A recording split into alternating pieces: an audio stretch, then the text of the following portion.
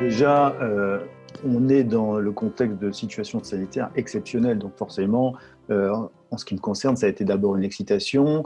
Je travaille dans un service d'urgence, un SAMU-SMUR, qui se prépare toute l'année à ça, et donc c'est un peu perturbant, mais on a une sorte d'excitation en disant, ben voilà, on va mettre en œuvre ce qu'on a appris, on va mettre en œuvre ce pour quoi on se prépare toute l'année, et donc ça, c'était une sorte d'excitation, même si on avait une sorte de crainte et puis quand même une réserve sur comment est-ce que ça va se passer, jusqu'où ça va aller. Voilà.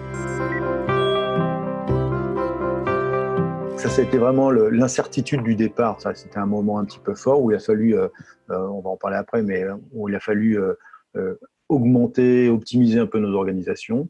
Voilà, cette excitation-là qui est un peu forte. Et puis, on a participé à des missions Chardon, qui sont donc des missions de transport sanitaire, d'évacuation sanitaire au profit de la province ou au profit de Paris.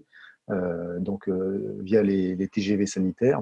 Et ça a été des moments forts pour les équipes qui ont participé et pour nous qui nous sommes occupés de l'organisation et de la logistique qui va avec. Le problème, principalement, ça a été de faire avec les moyens du bord. C'est-à-dire que ces défis, c'est justement de s'organiser et de s'adapter pour faire face à cette crise sanitaire qui, pour nous, en SAMU-SMUR, a été violente, comme pour les autres, mais qui a nécessité des moyens pour faire face. En termes de régulation, par exemple, la régulation du SAMU, le nombre d'appels a été multiplié par 4. Et donc forcément, il a fallu faire appel à de nombreux partenaires, des associatifs, des externes en médecine, des médecins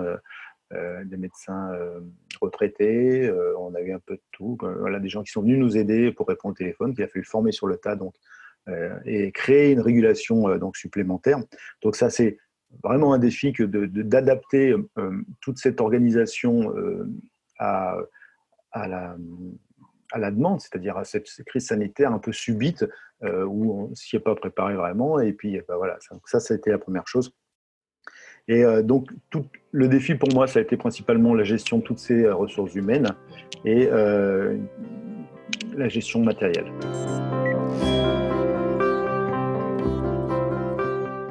La référence doit rester, en ce qui nous concerne, notre institution, c'est-à-dire les décisions qui sont prises par l'hôpital dans lequel je travaille, par le service d'hygiène et par les hygiénistes qui nous ont guidés.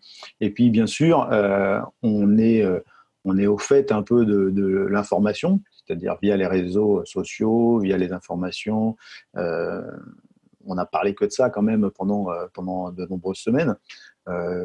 Et puis aussi des lectures sur des comptes rendus de réunions sur lesquels on n'a pas pu participer. Voilà. C'est un peu comme ça qu'on a réussi à faire le tour un peu de la question, même si je pense qu'on n'a pas tout vu, certainement on ne sait pas tout, mais ça nous a permis un peu de faire le tour de la question et pour pouvoir adapter nos organisations à cette pathologie.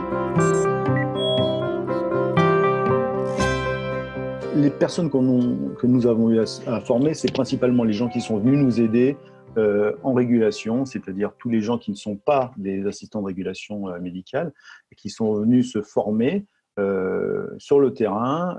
Et donc, il a fallu forcément leur permettre de comprendre un petit peu le matériel, hein, c'est-à-dire le logiciel avec lequel on travaille, et puis les guider un petit peu grâce à des logigrammes et puis les guider un petit peu dans la formation, les entraîner à répondre à des questions simples sur l'organisation et puis sur que dire au téléphone pour des gens qui appelaient pour des symptômes qui pouvaient être ceux du Covid. On les a vraiment ciblés sur le Covid grâce à la téléphonie et donc ils n'avaient que des questions type Covid. Le problème de l'incertitude, et là ça a été le cas, ça a été les ordres et les contrôles. C'est-à-dire que, et on comprend, hein, enfin, pour nous comme pour les médias, comme pour le gouvernement, comme pour l'institution, on n'avait pas toujours les bonnes informations dès le départ, on avait des problèmes pour comprendre et pour savoir ce qu'on devait utiliser, par exemple les masques de type 1, des FFP2, enfin voilà, des schémas chirurgicaux. On avait des doutes au départ et on avait des incertitudes concernant la dangerosité du virus. Pour rappeler qu'au départ, on a même parlé d'une grippe. Donc, c'est toutes ces informations qui viennent et qui reviennent, qui ne sont pas toujours les mêmes. Ça, c'est difficile à gérer quand on s'occupe de l'organisation. Et pour le coup, il faut vraiment beaucoup communiquer avec ces équipes pour être très transparent. Et puis, voilà, si jamais on a donné une consigne qui n'est pas la bonne, ce qui nous est arrivé, hein, on avait donné une consigne de nettoyage de matériel qu'on nous a fourni au départ, mais qui ne s'avérait pas être exactement, peut-être pas optimum. Donc, il a fallu qu'on réaxe. Donc, il a fallu expliquer aux agents que voilà, les choses évoluaient. Et puis, il y a effectivement eu des définitions de cas, c'est-à-dire que la définition du cas Covid a dû évoluer, surtout au départ. Et puis, donc, ça voulait dire mettre au courant les gens en régulation qui répondaient au téléphone à chaque fois des nouvelles consignes. Donc ça, c'est cette incertitude, toujours encore, hein, on la combat aussi par la confiance avec les gens et en essayant d'être le plus transparent possible avec eux, en disant qu'on ne sait pas tout comme eux et qu'on fait au mieux, quoi. C'est un peu particulier pour le service dans lequel je travaille, puisque dans un SAMU-SMUR, on se prépare. C'est l'essence même du service que d'intervenir auprès de la population, mais aussi de se préparer aux situations sanitaires exceptionnelles. Donc, pour notre service, ça va être continuer à se préparer comme ça, continuer à s'exercer, à prévoir le matériel, à voir ce qui se fait en termes de matériel, parce que je ne vous cache pas que, bien sûr, suite à une crise comme ça, le matériel évolue aussi, hein, et heureusement, ce qui peut nous permettre d'être mieux préparés à la prochaine fois.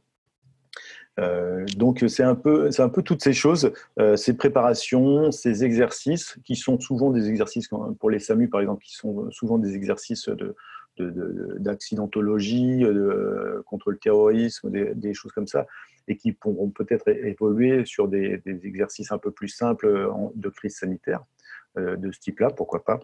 Et puis aussi, la troisième chose, ce serait de maintenir un peu nos partenariats. On a eu la chance de pouvoir travailler avec des associations de sécurité civile qui sont venues nous aider, faire du renfort pour le SMUR. Et ça, c'est quelque chose qui, je pense, doit être pérennisé, ce partenariat avec ces associations.